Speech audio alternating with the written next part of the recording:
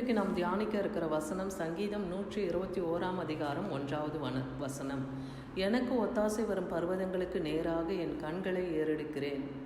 எனக்கு ஒத்தாசை வரும் பர்வதம், நமக்கு எந்த எல்லையிலிருந்து நமக்கு ஒத்தாசை வரும்? தேவன் வாசம் பண்ணும் அந்த பரிசுத்த ஸ்தலத்திலிருந்து நாம் தேவனை நோக்கி பார்க்கும் பொழுது, நம் கண்களை ஏறெடுக்கும் பொழுது அந்த எல்லையிலிருந்து தேவன் நமக்கு ஒத்தாசை அனுப்புவார். ஏன்னா வானத்தையும் பூமியும் உண்டாக்கின கர்த்தரிடத்திலிருந்து எனக்கு ஒத்தாசை வரும்னு அடுத்த வசனம் சொல்லுகிறத பார்க்குறோம். அப்போ சகலத்தையும் உண்டாக்கி சிருஷ்டித்து ஆளுகிற சர்வ சிருஷ்டிகர், சர்வத்துக்கும் எஜமானாக இருக்கிற கர்த்தரை நோக்கி நாம் கூப்பிடும்போது தேவன் நமக்கு செவி கொடுத்து பதில் தருவார். ஏன்னா சங்கீதம் 121 அப்படி தான் சொல்லுது. என் நெருக்கத்திலே நான் கர்த்தரை நோக்கி கூப்பிட்டேன், அவர் எனக்கு செவி கொடுத்தார்னு தாவீது நெருக்கப்பட்ட சூழ்நிலையிலே ஒரு சத்துருக்களினாலும் அவருடைய மகனாலும் சவுல் ராஜாவினாலும் அவர் பல விதத்தில் அவர் நெருக்கப்பட்டார், பெலிஸ்தியர்களால நெருக்கப்பட்டார். அப்படி அவர் நெருக்கப்படுகிற சூழ்நிலையிலெல்லாம் கர்த்தரை நோக்கி அவர் கூப்பிட்ட பொழுது தேவன் அவருக்கு செவி கொடுத்து அவருடைய எல்லா இக்கட்டிலிருந்தும் அவரை நீங்களாகி ரட்சித்தார்னு பார்க்குறோம்.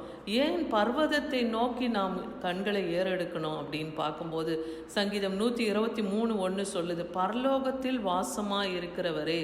அப்போ தேவன் எங்கு வாசமாக இருக்கிறார்?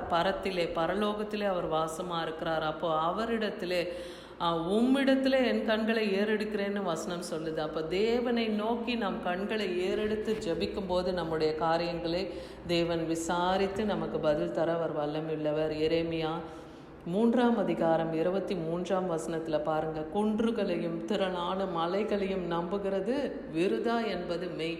அப்போ குன்றுகளும் மலைகளும்னா நம்ம கிட்ட இருக்கிற ஒரு சிறு காரியம், மலை போல இருக்கிற சில காரியங்கள், அந்த மாதிரியான காரியம், அதாவது ஒரு பொண்ணோ பொருளோ சொத்தோ சுகமோ எது இருக்கோ அதை நினச்சி நாம் எல்லாத்தையும் செஞ்சிடலான்னு நம்ம நினைக்கிறது விருதா இல்லையா? நம்ம நம்புகிறது விருதா.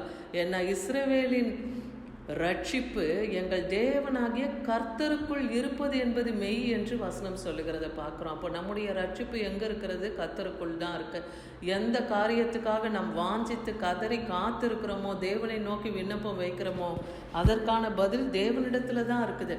ஏன்னா ஏசாயா 2:3 பாருங்க, திரளான ஜனங்கள் புறப்பட்டு வந்து நாம் கர்த்தரின் பர்வதத்துக்கும் யாக்கோபின் தேவனுடைய ஆலயத்துக்கும் போவோம் வாருங்கள்.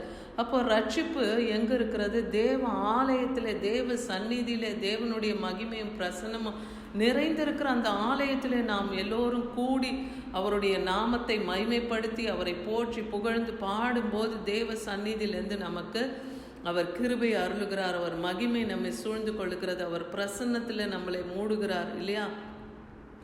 அவர் தமது வழிகளை நமக்கு அங்கே போதிக்கிறார். என்ன ஊழியக்காரர்கள் மூலமாய், ஆசாரியர்கள் மூலமாய் இல்லையா, நமக்கு மேய்ப்பனின் மூலமாக நமக்கு கர்த்தர் வசனங்களை அங்கே போதிக்கிறார்.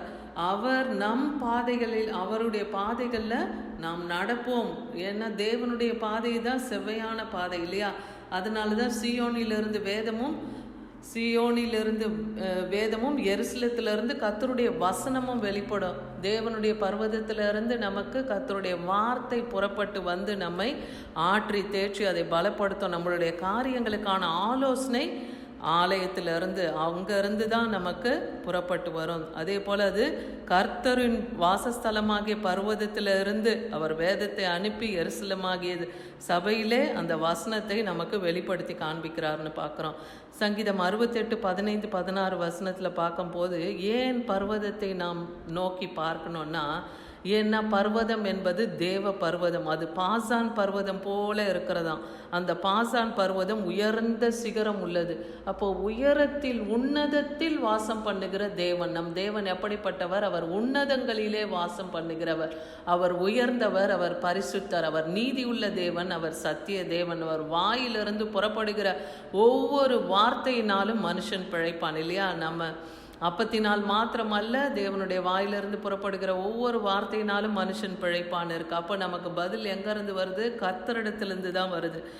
சங்கீதம் 78:68 பாருங்க, யூத கோத்திரத்தையும் தமக்கு பிரியமான சீயோன் பர்வதத்தையும் கர்த்தர் தெரிந்து கொண்டார். தன் ஜனங்களாக யாரை தெரிந்து கொண்டார்? யூத கோத்திரத்தை தமக்கு பிரியமாய் தெரிந்து கொள்ளுகிறார். சீயோன் பர்வதத்தை தனக்கு தெரிந்து கொண்டு இருக்கிறார். அந்த பர்வதத்துக்கு நேராக நம் கண்களை ஏறெடுத்து நாம் வைக்கிற எல்லா ஜப விண்ணப்பங்களுக்கும் தேவன் பதில் தர வல்லமை உள்ளவர். வேதாகமத்திலே நாம் ஒரு சம்பவத்தை பார்க்கும்போது லூக்கா 18ஆம் அதிகாரம் 10-14 வசனம் வரைக்கும் நீங்கள் பார்த்தீங்கன்னா, இங்கே ஆண்டவராகிய இயேசு கிறிஸ்து தன் சீஷர்களை நோக்கி ஒரு ஓமையை சொல்லுகிறார். என்ன சொல்கிறாருன்னா, 2 மனுஷர் ஜபம் பண்ணும்படி தேவாலயத்துக்கு போனார்கள். ஒருவன் பரிசேயன், மற்றவன் ஆயக்காரன். இந்த பரிசேயன் நின்று கொண்டு தேவனை நோக்கி, நான் பரிகாரர், அநியாயக்காரர், விபசாரக்காரர் ஆகிய மற்ற மனுஷரை போல் அல்லாமலும் இந்த ஆயக்காரனை போலவும் இராமலும் உம்மை ஸ்தோத்தரிக்கிறேன்னு சொல்கிறான். பாருங்கள், அங்கே அவன் தன்னை பெருமைப்பட்டுக்கிற மாதிரி மற்றவங்களை அவன் குறைவாக நினைக்கிறான். எப்படி சொல்கிறான்? நான் பரிகாரர், அநியாயக்காரர், விபசாரக்காரர், இந்த ஆயக்காரரை போல் நான் இல்லை அப்படின்னு சொல்லி தேவனை துதிக்கிறான். நான் 2 வாரத்துக்கு 2 முறை உபவாசிக்கிறேன்னு சொல்கிறான். நான் சம்பாதித்ததில் எல்லாம் நான் தசம பாகம் செலுத்தி வருகிறேன் என்று தனக்குள்ளே அவன் ஜபம் பண்ணி நான் பார்க்குறான். அடுத்து ஒரு ஆயக்காரன். அந்த ஆயக்காரனை பார்த்திங்கன்னா, அது லூக்கா 18-13 ஆயக்காரன் தூரத்தில் நின்று தன் கண்களை வானத்துக்கு நேர ஏறெடுக்க துணியாமல், பாருங்க, வானத்தையும் பூமியும் உண்டாக்கின கர்த்தரிடத்துலேருந்து ஒத்தாசை வருது. அந்த ஒத்தாசை வரும் பர்வதத்துக்கு நேராக நம் கண்களை ஏறெடுக்கணும்னு இருக்கு. ஆனால் இந்த ஆயக்காரன் என்ன பண்ணுறான்? தூரத்திலேயே நின்று தன் கண்களை வானத்துக்கு நேராக ஏறெடுக்க துணியாமல் தன் மார்பிலே அடித்து கொண்டு, தேவனே பாவியாகிய என்மேல் கிருபையாயிரும், பாவியாகிய என்மேல்னு அவன் தன்னை அங்கே தாழ்த்துக்கிறத பார்க்குறோம். அவன் தாழ்த்தி தேவனிடத்தில் கிருபையை கேட்குறான். அப்போ கர்த்தர் இங்கே என்ன சொல்கிறார்? அவனல்ல, இவனே நீதிமானாக்கப்பட்டவனாய் தன் வீட்டுக்கு திரும்பி போனான் என்று சொல்லி, தன்னை உயர்த்துகிறவன் எவனும் தாழ்த்தப்படுவான், தன்னை தாழ்த்துகிறவன் உயர்த்தப்படுவான் என்கிற அந்த காரியத்தை அங்கே இருக்கிற சீஷர்களுக்கு கர்த்தர் சொல்லுகிறத பார்க்குறோம். அப்போது இன்றைக்கி நாம் இந்த வசனத்தின் மூலமாக நாம் அறிந்து கொள்வதும் என்ன?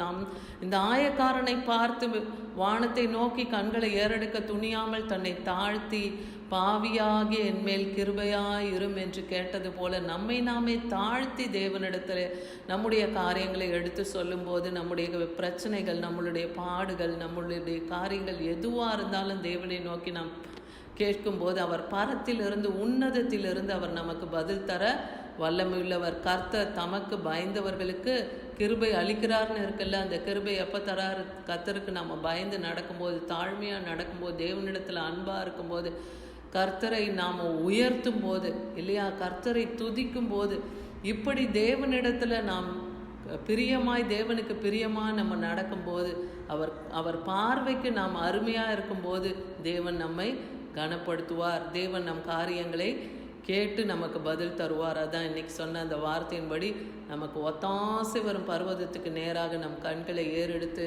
ஜெபிப்போமானால் கர்த்தரிடத்திலிருந்து நமக்கு ரட்சிப்பு வரும். ஆமென்.